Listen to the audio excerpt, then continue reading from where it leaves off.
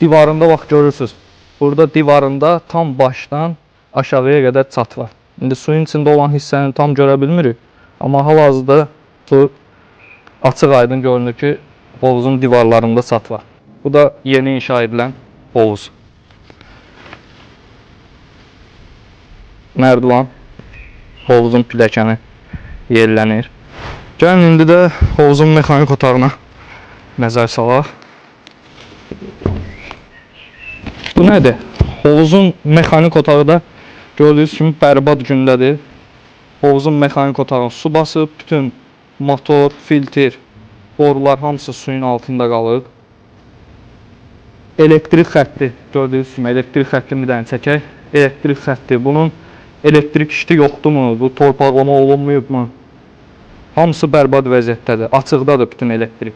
Gördüyünüz bu hovuzu biz müştərimizin müraciətinə əsasən 10 gün ərzində tam işlək vəziyyətdə, ideal vəziyyətdə təhvil verəcəyik müştərimizə.